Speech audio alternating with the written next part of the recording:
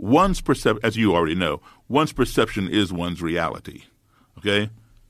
You cannot change anybody's reality. If you try to change their reality, you're going to get pushback because they only know what they know. Whether it's real or not, it's their reality. So what you want to do is you want to offer them a better alternative perception. And if they resonate with your perception, then they will change their own reality because their perception becomes their reality. Just a quick example. Let's say you got a 7 or 8-year-old brother, right? And he goes to a magic show with his buddies. And he comes back and tells you, Joe, you know, this magician, he asked for a female volunteer and 50 women raised their hand. He picked up this one, come up on stage. He told her to climb into this long box and stick her feet out that hole and put her head out this hole. And then he closed the lid, told her to wiggle her feet, and she kicked her legs. And he took a chainsaw and went and cut that box in half. He cut that woman in half.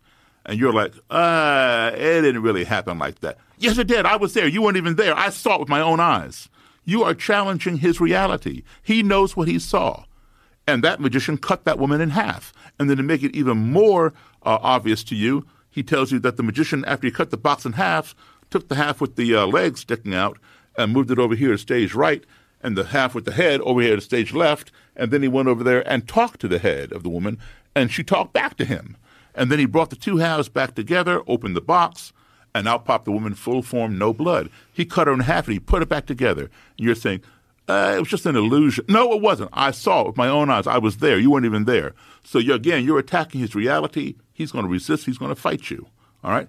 So what you do is you offer him a better perception.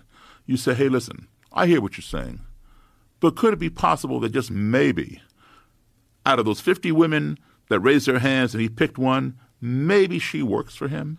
Maybe he planted her in the audience. She knows the trick. She travels to every show around the country with him. And when she gets in the box, there's a pair of mannequin legs laying on the floor of the box that are wearing the same stockings and same shoes that she has on. She picks them up, shoves them out the hole. When he says, move your feet, she just shakes those things. And then she brings her own legs up under her chest.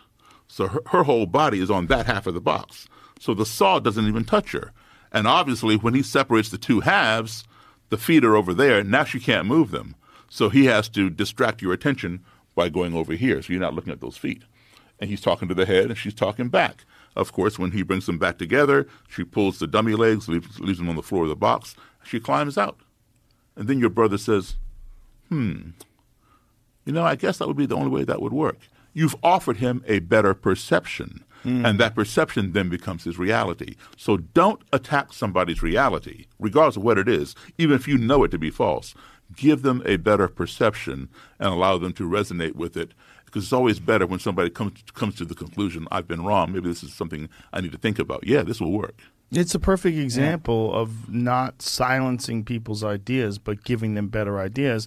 And this is what the answer to censorship has been. Exactly. And, so Daryl always talks about